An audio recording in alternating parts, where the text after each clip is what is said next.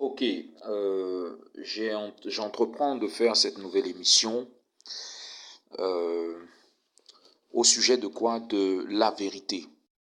Alors, on va commencer avec un passage de la Bible qui est très édifiant. C'est dans le livre des psaumes, psaume 119, à partir du verset 141. 141, 142 et 143. Je vais lire les trois versets. Alors, psaume 119, verset 141, il est écrit: Je suis petit et méprisé, mais je n'oublie pas tes décrets. Verset 142, il est écrit: Ta justice est une justice éternelle et ta loi est la vérité. Verset 143, La détresse et l'angoisse se sont emparées de moi, mais tes commandements font mon plaisir. Je vais rajouter, allez, le verset 144, Tes instructions sont éternellement justes. Éternellement juste. Donne-moi l'intelligence pour que je vive. Je fais appel à toi de tout mon cœur. Réponds-moi, Éternel, afin que je garde tes prescriptions, ainsi de suite. Alors, ce que je note ici, c'est que au verset 142, il dit: Ta justice est une justice éternelle et ta loi est la vérité. Donc, il s'agit d'une loi de vérité. Il ne s'agit pas d'une loi de mensonge, puisque la loi de l'Éternel est la loi de la vérité. Et sa justice est une justice éternelle. C'est donc différent de la justice des hommes. C'est différent de la justice des hommes. C'est ce qu'il faut comprendre. L'Évangile nous dit: vous connaîtrez la vérité et la vérité vous affranchira. Donc si je réfléchis à ça, ça veut dire que je connaîtrai la loi de Yahweh qui est la vérité, et la connaissance de la loi de Yahweh, c'est ça qui affranchit. Mais il faut aussi voir que la connaissance du péché provient aussi de la loi. Donc, cette ambiguïté et ce trouble des fois que nous avons, c'est peut-être parce que quelquefois, on ne médite pas suffisamment, on ne lit pas suffisamment, et quand on lit de nous-mêmes, on finit par voir que, tiens, la loi de Yahweh aussi, c'est la loi de la vérité. On dit de Jésus qu'il est le chemin, la vie et la vérité. Tu vois, et dans ce psaume, ils disent: ta loi est la vérité. Donc Jésus, ou la personne de Yehoshua HaMashiach, il est cette loi faite chair. La loi est spirituelle. Romains chapitre 7, verset 14. Tu vois, nous savons en effet que la loi est spirituelle. Donc Yehoshua, il était spirituel. Et il était cette loi de vérité, cette loi de grâce. Tu vois? Donc c'est par Yehoshua que la grâce et la vérité sont venues. Donc il a accompli la loi. Alors quand il dit: je ne suis pas venu abolir la loi ni les prophètes, je crois que c'est dans le Nouveau Testament, livre de Matthieu. On va le regarder tout de suite. Momento. Là, je suis allé trop vite. Hop, hop, hop, hop, hop, on revient.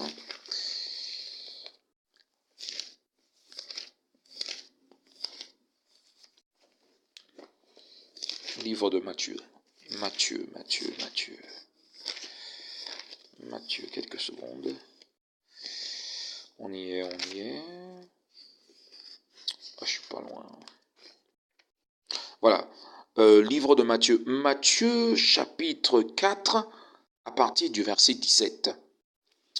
Alors, il était Christ et la loi. Ne croyez pas que je sois venu pour abolir la loi ou les prophètes.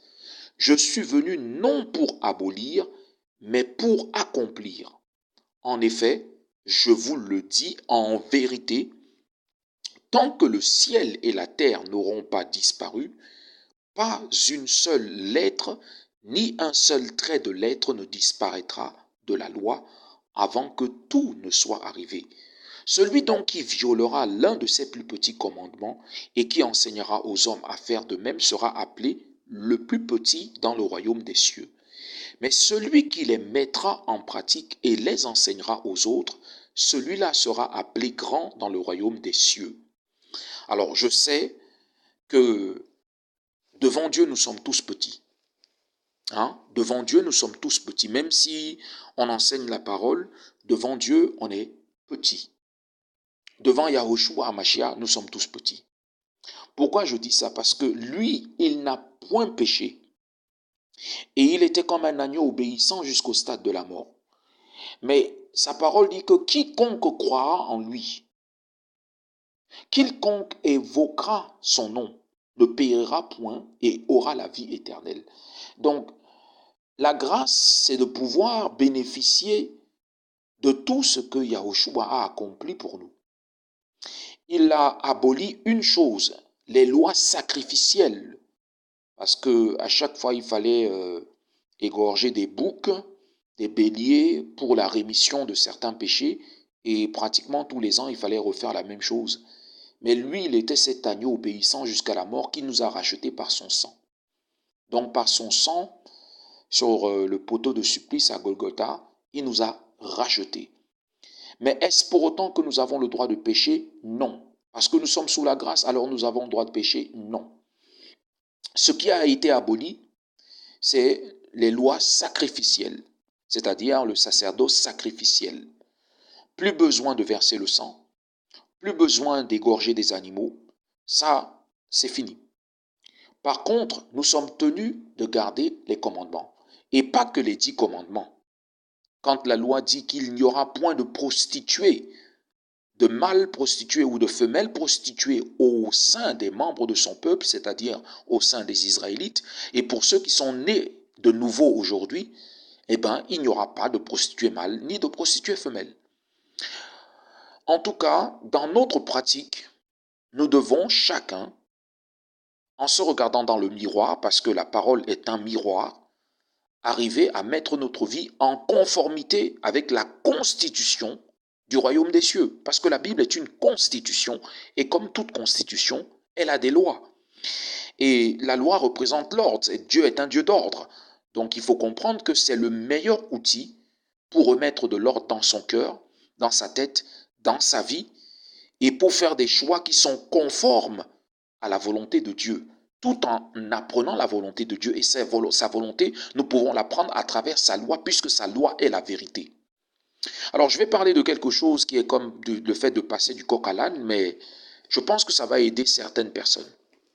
Ça va aider certaines personnes à faire des choix et à comprendre, par exemple, les unions, comme on appelle le mariage. Si tu vas dans le livre de Lévitique, Lévitique chapitre 21, verset 13-14, vois ce qui est écrit. Il est écrit, il épousera une femme vierge. Il n'épousera ni une veuve, ni une femme rejetée par son mari, ni une femme déshonorée ou prostituée, mais il épousera une femme vierge qui soit membre de son peuple. Pourquoi autant de précision? Alors, membre de son peuple, elle ne doit pas être prostituée, elle ne doit pas être veuve, elle ne doit pas être déshonorée. Bref, tous ces critères sont mis en place par Dieu. Pourquoi? Parce que Yahweh est notre sécurité. Quand on marche dans la sagesse de Yahweh, même le simple, quand il marche dans la sagesse de Yahweh, il est perçu comme étant sage.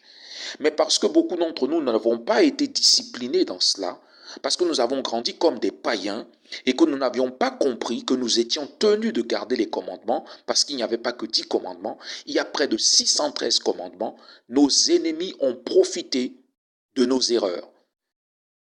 Ils ont profité du temps où on était ignorant. Mais maintenant, Yahweh est en train de réveiller son peuple afin de les discipliner pour qu'ils maintenant aient des armes pour lutter et résister contre les oppressions sataniques et les tentations permanentes de l'ennemi, qui est comme un lion rugissant qui n'attend que nos petites erreurs pour essayer d'en profiter. À tous ceux qui ont écouté ces petites émissions, je les bénis au nom de Jésus et comment dire, je les fortifie, je les encourage quoi, à persister, à persévérer dans la parole, parce que c'est ainsi que les choses changeront et c'est ainsi que nous échapperons au piège du malin.